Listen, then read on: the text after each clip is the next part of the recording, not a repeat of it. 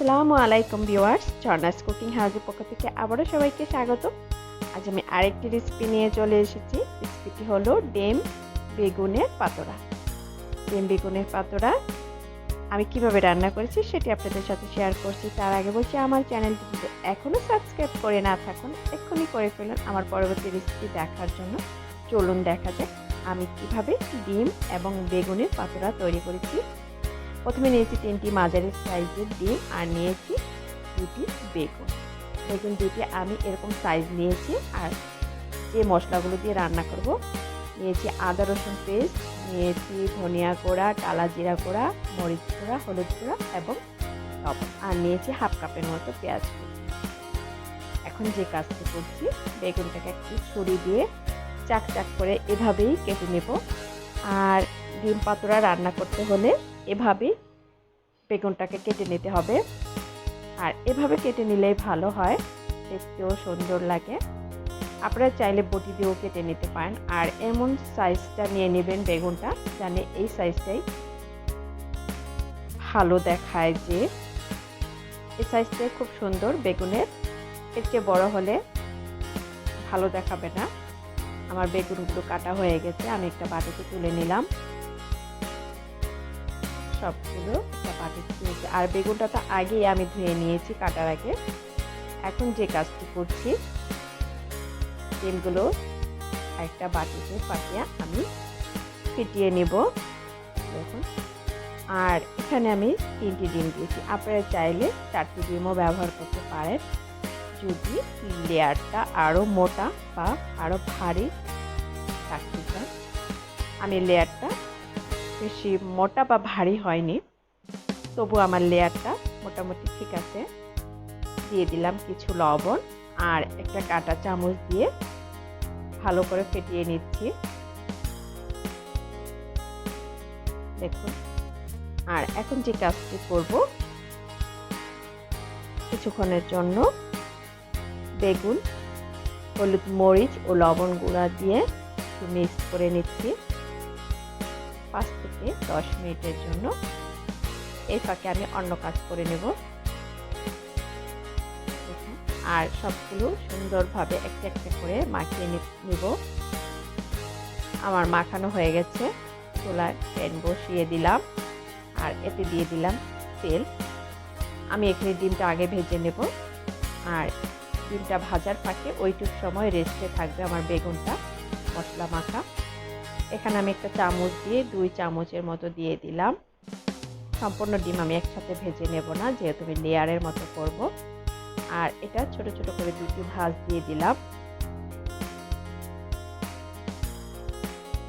বাকি ডিমটুকু, মানে ডিমের ফোলানোটা দিয়ে দিলাম।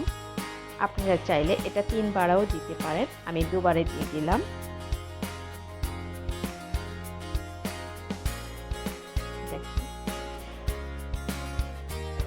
এখন আমি এটাকে হোল্ড করে নিচ্ছি ছোট ছোট করে ভাঁজ দিয়ে। এখানে আমি 3টা ভাঁজ দিয়ে দিলাম।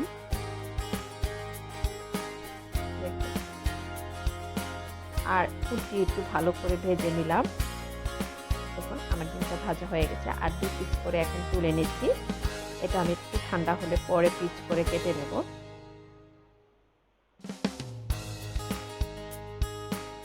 আর একটু তেল দিয়ে দিলাম, যেহেতু বেগুন ভাজবো তাই আবার একটু তেল অ্যাড করে দিলাম। আর একটু ঢেকে দিলাম তাড়াতাড়ি যাতে বেগুনটা ভাজা হয়ে যায়। এই ফাঁকে আমি ডিমটাকে পিস করে কেটে নিচ্ছি। আর এখনো ডিমটা গরম আছে, ঠান্ডা হয়নি। আমি ছোট ছোট পিস করে কেটে নিয়েছি। এটা লেয়ারটা এখন বোঝা যাবে না, যখন আপনি তরকারিটা রান্নার উপরে দিয়ে দেবে, তখন ঝোল ঢুকে মশলা ঢুকে তখন বোঝা যাবে। আর এই ফাঁকে আমার বেগুন ভাজাটাও হয়ে গেল। বেগুনটাকে তুলে নিলাম আর দিয়ে দিলাম আরও কিছুটা তেল। আর পেঁয়াজ কুচিটা দিয়ে দিলাম। পেঁয়াজটা একটু ভেজে নিতে হবে। আর একটু ভেজে নিলে এটার কাঁচা গন্ধটা থাকে না, অবশ্যই একটু ভেজে নেবেন ব্রাউন কালার পর্যন্ত। আর এখন আমি দিয়ে দিচ্ছি সব মশলাগুলো, যে মশলা দিয়ে রান্না করব। আর দিয়ে দিলাম সামান্য পরিমাণ পানি। এটা একটু ভালো করে কষানোর জন্য। আর অবশ্যই এই টিপসটি মনে রাখবেন, মশলা যত বেশি ভালো করে কষাবেন তত রান্নার স্বাদটা বেড়ে যায় আর খাবারের স্বাদটাও ভালো হয়। দেখুন আমার মশলা কষানো হয়ে গেছে, উপরে তেল চলে আসছে আর আমি বেগুনের পিসগুলো একটা একটা করে বসিয়ে দিচ্ছি আর তার সাথে ডিমের পিসগুলো দিয়ে দিচ্ছি। এভাবে প্রত্যেকটা বেগুনের পাকা মাঝখান দিয়ে সাইডে সব জায়গায় আমি একটা একটা করে ডিমের পিস বসিয়ে দিচ্ছি। আর এটা এখন আর আমি নাড়া দিব না বা নেড়েও দিব না, যেহেতু বেগুন খুব নরম একটা সবজি, ভেঙে যাবে। আমি সামান্য পানি অ্যাড করে একটু ফ্রাই প্যানটা ঝাঁকিয়ে দেব। আমার ডিমগুলো সুন্দর করে সাজিয়ে দেওয়া হয়ে গেছে আর এখন পানি দিয়ে দিলাম। দেখুন একটু ঘুরিয়ে দিচ্ছি ফ্রাই প্যানটা আর একটু ঢেকে দেব তাড়াতাড়ি বলক চলে আসার জন্য। দেখুন বলক চলে আসছে আর এখানে আমি দিয়ে দিলাম আস্ত কিছুটা কাঁচামরিচ। আর আপনারা চাইলে নামানোর আগে দিয়ে টালা অথবা ভাজা জিরা গুঁড়াও দিয়ে দিতে পারেন, আমি যেহেতু আগেই দিয়ে দিয়েছি। ভিউয়ার্স দেখুন আমার রান্নাটা হয়ে গেছে, আমি একটা প্লেটে সার্ভ করে নিলাম। দেখুন দেখতে কতটা সুন্দর লাগছে, খেতে তো অবশ্যই ভালো লাগবে। আর দেখুন ডিমের পিসগুলো আমি বেশি একটা কাছ থেকে দেখাতে পারিনি, সুন্দর লেয়ার হয়েছে। আমি যতটুকু পরিমাণ লেয়ার বা ডিম নিয়েছি ততটুকু পরিমাণে লেয়ার হয়েছে। আর আপনারা চাইলে এখানে বেশি ডিম অ্যাড করেও একটু মোটা করে লেয়ার করতে পারেন। ভিউয়ার্স যদি আমার রেসিপিটা ভালো লাগে তাহলে লাইক শেয়ার কমেন্টস করে আমার চ্যানেলে পাশে থাকবেন। আল্লাহ হাফেজ।